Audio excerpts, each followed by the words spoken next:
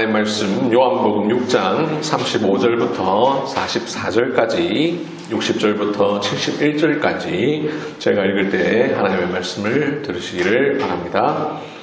예수께서 이르시되 나는 생명의 떡이니 내게 오는 자는 결코 줄이지 아니할 터이요 나를 믿는 자는 영원히 목마르지 아니하리라.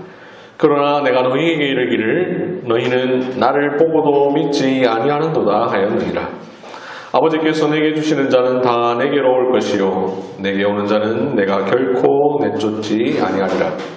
내가 하늘에서 내려온 것은 내 뜻을 행하려 함이 아니요 나를 보내신 이의 뜻을 행하려 함이니라. 나를 보내신 이의 뜻은 내게 주신 자 중에 내가 하나도 잃어버리지 아니하고 마지막 날에 다시 살리는 이것이니라. 내 아버지의 뜻은 아들을 보고 믿는 자마다 영생을 얻는 이것이니 마지막 날에 내가 이를 다시 살리리라 하시니라. 자기가 하늘에서 내려온 떡이라 하심으로 유대인들이 예수에 대하여 수군거려 이르되 이는 요셉의 아들 예수가 아니냐. 그 부모를 우리가 아는데 자기가 지금 어찌하여 하늘에서 내려왔다 하느냐. 예수께서 대답하여 이르시되 너희는 수군거리지 말라. 나를 보내신 아버지께서 이끌지 아니하시면 아무도 내게 올 수 없으니 오는 그를 내가 마지막 날에 다시 살리리라. 60절 제자 중 여럿이 듣고 말하되 이 말씀은 어렵도다 누가 들을 수 있느냐 한데 예수께서 스스로 제자들이 이 말씀에 대하여 수근거리는 줄을 아시고 이르시되 이 말이 너희에게 걸림이 되느냐. 그러면 너희는 인자가 이전에 있던 곳으로 올라가는 것을 본다면 어떻게 하겠느냐. 살리는 것은 영이니 육은 무익하니라. 내가 너희에게 이런 말은 영이요 생명이라. 그러나 너희 중에 믿지 아니하는 자들이 있느니라 하시니 이는 예수께서 믿지 아니하는 자들이 누구며 자기를 팔 자가 누구인지 처음부터 아심이로라. 또 이르시되 그러므로 전에 너희에게 말하기를 내 아버지께서 오게 하여 주지 아니하시면 누구든지 내게 올 수 없다 하였노라 하시니라. 그때부터 그의 제자 중에서 많은 사람이 떠나가고 다시 그와 함께 다니지 아니하더라. 예수께서 12 제자에게 이르시되 너희도 가려느냐. 시몬 베드로가 대답하되 주여 영생의 말씀이 주께 있사오니 우리가 누구에게로 가오리까. 우리가 주는 하나님의 거룩하신 자인 줄 믿고 알았사옵나이다. 예수께서 대답하시되 내가 너희 12를 택하지 아니하였느냐. 그러나 너희 중의 한 사람은 마귀니라 하시니 이 말씀은 가룟 시몬의 아들 유다를 가리키심이라. 그는 12 중의 하나로 예수를 팔 자라. 아멘. 이 세상에는 참으로 신비로운 일들이 많이 있습니다. 우리의 머리로 이해하기 힘든 우리의 논리나 수학적으로 딱 맞아 떨어지지 않는 그런 일들이 많이 일어납니다. 얼마 전에 제가 어떤 단편 소설집을 읽었는데요. 그 소설에 보면 이해하기 힘든 인간사를 소재로 다룬 단편들이 많이 실려 있었습니다. 그리고 그 소설집을 번역하신 분이 맨 뒤에 옮긴 이의 말에 이런 문장을 써두었습니다. 나이가 들수록 우연히 삶을 지배한다는 믿음이 짙어간다. 나이가 들수록 우연히 삶을 지배한다는 믿음이 짙어간다. 아직 젊은 분들은 잘 모르겠습니다만 나이가 들어갈수록 한편으로 그 말이 맞는 것처럼 느껴질 때가 있습니다. 세상에서 일어나는 많은 일들이 우리의 머리로 이해하기 힘든 일이 너무나 많죠. 그래서 그 모든 일들이 마치 우연처럼 느껴질 때가 있습니다. 수많은 우연들이 모여서 우리의 삶을 이루고 있는 것 같은 느낌이 들 때가 있습니다. 그런데 언뜻 생각하면 맞는 말 같지만 사실 맞는 말이 아닙니다. 우연이란 없습니다. 어떤 우연도 우연히 일어나지 않습니다. 우리가 이해하지 못하기에 우연이라고 표현하지만 사실 우연이 아닙니다. 우리의 만남과 헤어짐도 우연이 아니요 우리의 태어남과 죽음도 우연이 아니며 우리에게 일어나는 수많은 일들도 결코 우연이 아닙니다. 다만 우리가 이해하기 힘들기에 그것을 우리는 우연이라고 생각합니다. 사실상 우연이 아니라 오히려 신비인데 그것을 우연이라고 표현을 하는 것이죠. 우연처럼 느껴지지만 사실상 신비에 속하는 그것이 많이 있지만 가장 대표적인 것 하나를 이야기하려면 바로 믿음이라고 할 수 있습니다. 믿음은 우리의 머리로, 우리의 논리로 수학적으로 설명이 되지 않습니다. 그러나 분명 일어나고 있고 우리의 예상을 초월해서 발생하고 있습니다. 때로 우연처럼 느껴질 때가 있는지 모르지만 사실 결코 믿음은 우연이 아닙니다. 믿음이란 하나님의 크신 작정과 섭리에 따라 이루어지는 일이요. 우연히 일어나는 것 같지만 사실은 신비로운 일입니다. 오늘 설교 제목처럼 믿음은 신비롭습니다. 여러분, 그러면 믿음은 어떤 면에 있어서 신비로울까요? 예수님이나 기독교에 대해서 전혀 관심 없던 사람이 어느 날 갑자기 예수님을 믿더니 그 삶이 완전히 바뀝니다.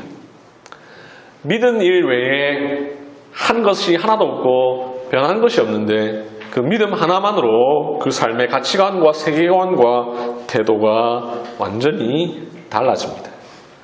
이렇게 믿음이란 그 결과에 있어서 신비롭습니다. 또한 결과만 아니라 그 과정도 신비로운데요. 어떤 사람은 아무리 해도 안 믿습니다.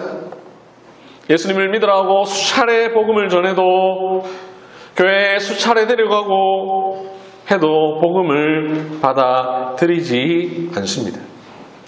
교회당을 수차례 들락거려도 탁월한 설교자의 설교를 들어도 예수님을 믿지 않습니다. 자기 동생이 목사라느니 친척 중에는 선교사가 있다느니 이런 말은 하지만 정작 자기는 믿지 않습니다.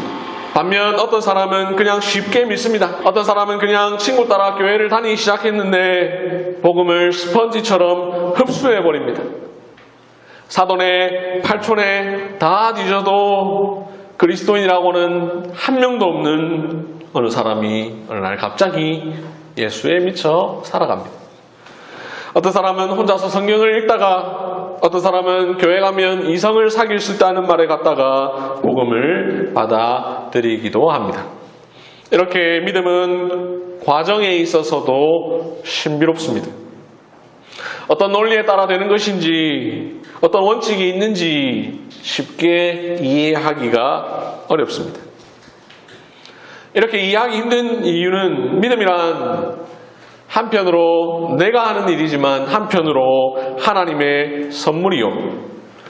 한편으로 내가 결단해야 하는 일이지만 한편으로 하나님께서 정해놓으신 일이기 때문입니다. 무엇보다도 믿음이 신비로운 이유는 우리가 그 하나님의 정해놓으심을 알 수 없기 때문입니다. 그래서 어떤 사람이 믿는 일이 사람의 눈에는 우연처럼 보입니다. 어떤 사람이 믿음을 갖게 된 것 어떻게 보면 우연해 보입니다. 그런데 어떤 우연도 우연히 일어나지 않습니다. 믿음은 우연이 아니라 오히려 신비입니다. 오늘 본문은 이 사실을 우리에게 가르쳐 주고 있습니다. 오늘 본문을 보면 이 본문에 나오는 사람들은 오병이어의 표적을 보았습니다. 예수님의 설교도 들었습니다.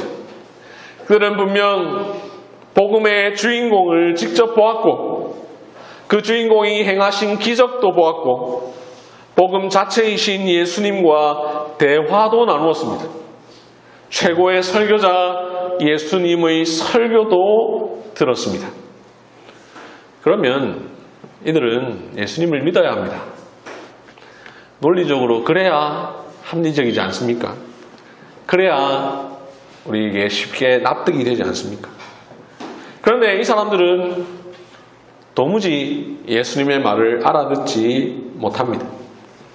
36절에서 예수님께서 말씀하신 대로 이 사람들은 예수님을 보고도 믿지 않습니다. 믿기는커녕 오해합니다. 때로 비아냥거리기도 합니다. 41절, 42절 자기가 하늘에서 내려온 떡이라 하심으로 유대인들이 예수에 대하여 수군거려 이르되 이는 요셉의 아들 예수가 아니냐. 그 부모를 우리가 아는데 자기가 지금 어찌하여 하늘에서 내려왔다 하느냐. 66절에서는 결국 많은 사람이 떠납니다. 그들은 다시는 예수님을 따라다니지 않습니다. 참으로 이해하기 힘든 일이죠. 더 이해하기 힘든 것은 그 다음에 나옵니다. 많은 사람들이 떠나자 예수님께서 67절에서 12 제자들에게 물으십니다. 너희도 가려느냐? 이때 베드로는 아닙니다. 저희는 예수님을 믿습니다. 라고 이야기합니다.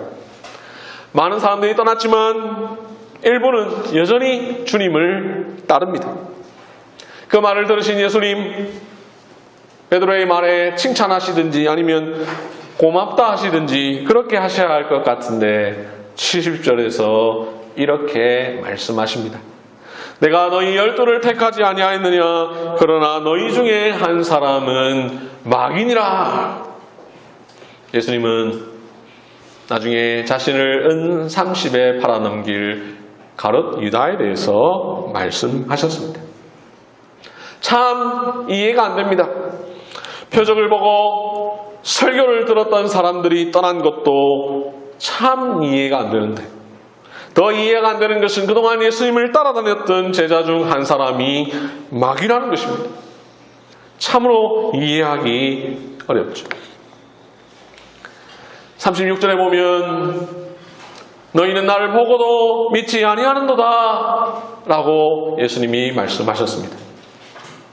오늘 본문의 사람들이 그러했고 이들뿐만 아니라 예수님 당시에 예수님을 보았던 많은 사람들 중에는 예수님을 안 믿었던 사람들이 굉장히 많았죠. 예수님께서 하늘로 올라가신 뒤에 지금까지 약 2000년 동안 수많은 사람들이 예수님을 믿었습니다. 저와 여러분도 그 중에 한 부류죠. 그런데 우리는 예수님을 본 적도 없고 예수님의 표적을 목격한 적도 없고 예수님과 대화해 본 적도 없고 예수님의 말씀을 직접 들은 적도 없습니다. 우리는 그런데 예수님을 믿습니다. 예수를 너희가 보지 못하였으나 사랑하는도다. 이제도 보지 못하나 믿고 말할 수 없는 영광스러운 즐거움으로 기뻐하나니. 지금까지 예수님을 믿은 많은 사람들 중에는 예수님을 보고 믿은 사람보다도 안 보고 믿은 사람이 훨씬 더 많습니다. 오히려 성경에 나오는 많은 사람들 중에 예수님을 보았음에도 불구하고 안 믿은 사람이 더 많죠. 이런 사실을 통해서 우리는 다시 한 번 더 깨닫습니다. 믿음이라는 것은 참 신비롭다. 어떤 사람은 보고도 믿지 않습니다. 어떤 사람은 보지 않아도 믿습니다. 어떤 사람은 지식이 부족한데도 믿습니다. 6살 어린아이도 복음을 이해합니다. 그런데 어떤 사람은 지식이 탁월한데도 믿지 않습니다. 어떤 사람은 뛰어난 학문을 지닌 지식이 있는데도 이 놀라운 성경의 복음의 진리를 도무지 이해하지 못합니다. 어떤 사람은 성경이 너무 쉽습니다 라고 말을 합니다. 어떤 사람은 60절 말씀처럼 이 말씀은 어렵도다 라고 말을 합니다. 자, 그렇다면 여러분, 우리는 이 문제를 어떻게 이해해야 합니까? 도대체 어떤 사람은 믿고 어떤 사람은 믿지 않는 것, 그것은 왜 그런 것입니까? 37절에서 예수님께서 설명하십니다. 아버지께서 내게 주시는 자는 다 내게로 올 것이요. 왜 어떤 사람은 예수님을 믿습니까? 왜 베드로는 예수님을 따랐습니까? 그 답은 37절에서 예수님께서 말씀하신 대로 하나님 아버지께서 예수님께 주신 자이기 때문입니다. 아버지께서 내게 주시는 자는 다 내게로 올 것이요. 그래서 예수님을 믿은 것입니다. 44절에서 예수님이 설명하십니다. 나를 보내신 아버지께서 이끌지 아니하시면 아무도 내게로 올 수 없으니. 65절에서도 똑같이 말씀하십니다. 전에 너희에게 말하기를 내 아버지께서 오게 하여 주지 아니하시면 누구든지 내게 올 수 없다 하였노라. 왜 어떤 사람은 예수님을 믿지 않습니까? 왜 많은 사람들이 예수님을 떠났습니까? 왜 가룟 유다는 결국 예수님을 믿지 않게 됩니까? 그 답은 그들은 하나님 아버지께서 예수님께로 이끌지 않았기 때문입니다. 믿음은 분명 각자의 행위입니다. 나의 주체적 행동입니다. 내가 믿는 것이지 남이 대신 믿게 해주는 것도 아니고 대신 믿는 것도 아닙니다. 믿음은 내가 주님께 나아가는 것이요 내가 그분께 나를 맡기는 것입니다. 그런데 예수님은 이러한 우리의 믿음에 대하여 이렇게 설명하십니다. 37절 아버지께서 내게 주시는 자는 다 내게로 올 것이요. 44절 나를 보내신 아버지께서 이끌지 아니하시면 아무도 내게로 올 수 없으니. 이 말씀에 의하면 앞서 설교의 서론에서 말씀드린 대로 믿음이란 한편으로는 내가 하는 일이지만 한편으로는 하나님의 선물이요. 한편으로는 내가 결단해야 할 일이지만 한편으로는 하나님이 정해 놓으신 것이죠. 이것을 예정이라고 합니다. 하나님께서 미리 정하셨다라고 해서 예정이라고 부릅니다. 에베소서 1장 4절 5절은 이렇게 말씀합니다. 창세전에 그리스도 안에서 우리를 택하사 그 기쁘신 뜻대로 우리를 예정하사. 하나님께서 어떤 사람은 예수님께로 주셨습니다. 어떤 사람은 예수님께로 이끌지 않으셨습니다. 그 예정하심에 근거하여 어떤 사람은 그리스도께로 나아갑니다. 어떤 사람은 그리스도께로 나아가지 않습니다. 어떤 사람은 믿습니다. 어떤 사람은 믿지 않습니다. 이렇게 설명하면 많은 사람들이 이렇게 되묻습니다. 다 정해 있으니까 우리는 그냥 가만히 있으면 되겠네요. 하나님이 다 정해 놓으셨으니까 굳이 우리는 믿으려는 노력을 안 해도 되고 믿으라고 전할 필요도 없겠네요. 그러나 이런 생각은 예정이 아니라 운명론이고 숙명론입니다. 사람이 할 일은 이런 숙명론에 빠지는 것이 아닙니다. 예정되어 있지 않으면 내가 믿으려는 노력이 뭐가 필요해? 이런 태도가 아니라 오히려 37절 뒷부분에서 말하는 대로 내게 오는 자는 내가 결코 내쫓지 아니하리라 하셨으니 오히려 하나님께로 예수님께로 나아가는 것이 필요합니다. 아직 믿지 않은 사람이 할 일은 내가 예정되었나? 하나님이 나를 미리 정해놓으셨나? 이런 것을 생각하는 것이 아닙니다. 오히려 사람이 해야 할 일은 믿는 것입니다. 주님께 나아가는 것입니다. 37절을 예로 들어서 설명을 해보겠습니다. 37절을 잘 보시면 이 37절은 두 문장으로 나눌 수가 있습니다. 한 문장은 아버지께서 내게 주시는 자는 다 내게로 올 것이요 라는 문장입니다. 또 한 문장은 내게 오는 자는 내가 결코 내쫓지 아니하리라 라는 문장입니다. 자, 이 두 문장 중에서 아직 믿지 않은 사람이, 그냥 사람이 주목해야 할 문장은 첫 번째 문장이 아니라 두 번째 문장입니다. 아직 믿지 않은 사람이 할 일은 내게 오는 자는 내가 결코 내쫓지 아니하리라 라고 하신 예수님의 약속을 붙들고 예수님께로 나아가는 것입니다. 예수님을 믿는 것입니다.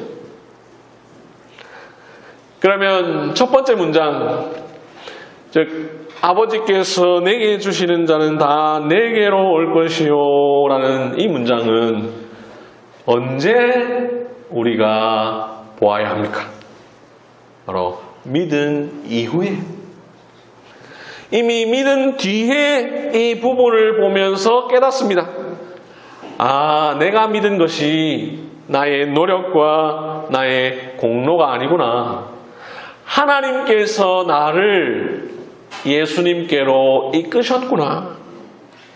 내가 주님을 믿고 사랑하기 전에 먼저 이 하나님께서 그리스도께 나를 맡기셨구나. 이렇게 이후에 깨닫는 것입니다. 우리가 믿을 때는 분명 내가 믿습니다. 그렇게 마치 내가 나의 힘과 노력과 의지로 믿는 것 같습니다. 물론 그런 면도 있죠. 그러나 나중에 알게 됩니다. 내가 믿은 것은 그것 때문이 아니라 하나님의 영원한 작정과 섭리에 근거한 일이었다라는 사실.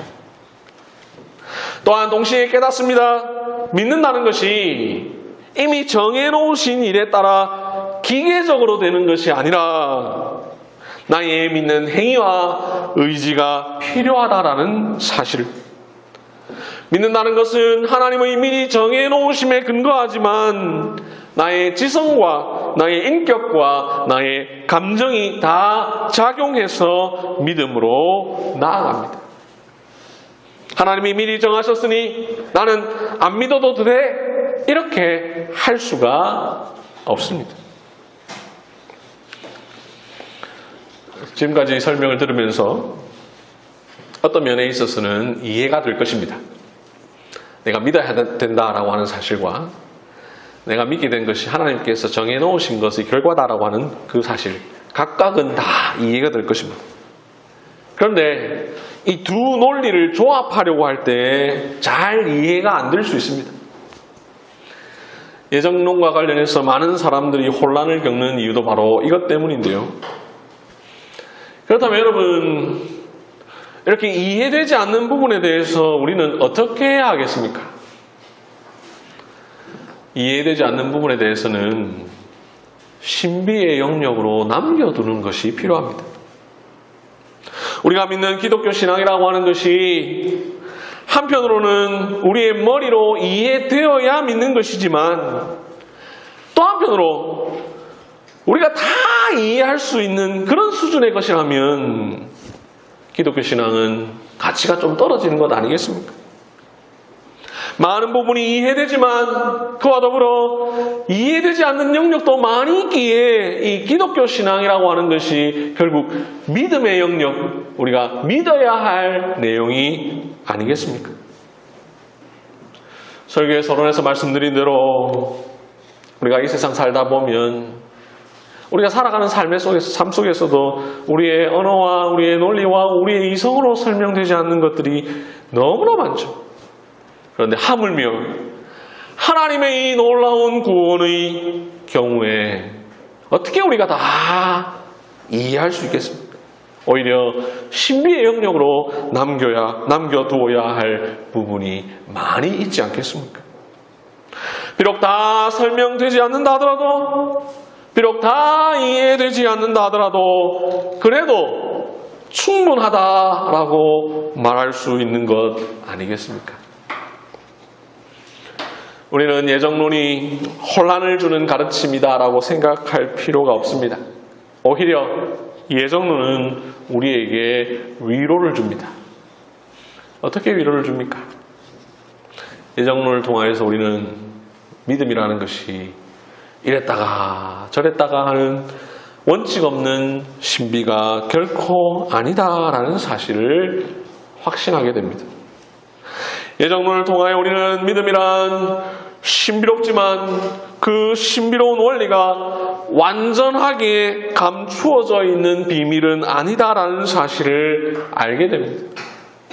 하나님은 사람이 완전하게 이해할 수 없는 예정의 신비를 우리에게 그나마 알려주셨으니 이것은 우리로 하여금 어려운 혼란에 빠지게 하시기 위함이 아니라 오히려 하나님께서 우리의 구원을 시작부터 마지막까지 친히 이루어 가신다라는 사실을 알려줌으로써 우리로 하여금 확신과 소망을 갖게 하십니다. 그러므로 우리는 나는 과연 예정되었는가? 아닐까? 이런 데 초점을 두는 것이 아니라 오히려 하나님이 나를 예정하는 것이 맞다는 확신 가운데 때로 나의 믿음이 연약해진다 하더라도 나의 믿음에 의해서 나의 구원이 좌지우지되는 것이 아니라 하나님의 정하심에 따라 그 믿음이 확고하다는 사실을 알고 구원의 확신을 갖고 살아야 할 것입니다.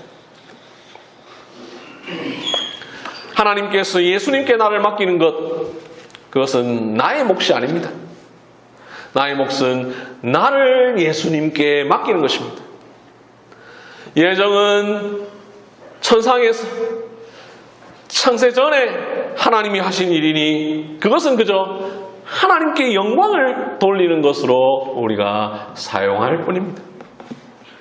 오히려 내가 해야 할 일은 37절에서 예수님께서 말씀하신 대로 나에게 나오는 자는 결코 내쫓지 아니하리라 하셨으니 그 말씀에 의지하여 주님께로 나아가는 것입니다. 우리가 할 일은 하나님께서 예수님께 맡긴 사람만 구원받았으니 나는 아무것도 안 할래? 그것이 아니라 일단 주님께 나아가면 주님은 결코 나를 내쫓지 않으실 것이다라는 믿음을 가지고 그분께 나아가는 것입니다. 이것이 우리에게 맡겨진 몫입니다. 이것이 우리에게 주어진 주님의 약속입니다. 말씀을 맺겠습니다. 왜 어떤 사람은 믿고 왜 어떤 사람은 믿지 않을까? 왜 어떤 사람은 너무나 많은 믿을 만한 증거가 있는데도 믿지 않고 왜 어떤 사람은 별로 본 것도 경험한 것도 없는데 믿을까? 그 이유는 믿음이란 하나님의 영원한 작정과 뜻 가운데 있었던 일이 우리에게서 실현되는 것이기 때문입니다. 오늘 본문은 믿음이란 바로 이런 깊은 영적 배경을 갖고 있다는 사실을 가르쳐 주고 있습니다. 믿음이란 분명 내가 하는 행위입니다. 믿음이란 내가 어느 날 복음을 듣고 그에 대해서 깊은 깨달은 바가 있어서 그 복음에 대하여 동의하고 신뢰하는 것입니다. 그러나 그 일의 밑바탕에는 하나님의 미리 정하심이 있었습니다.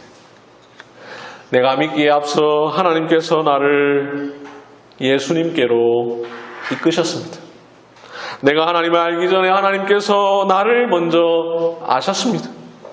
내가 하나님을 사랑하기 전에 먼저 하나님께서 나를 사랑하셨습니다.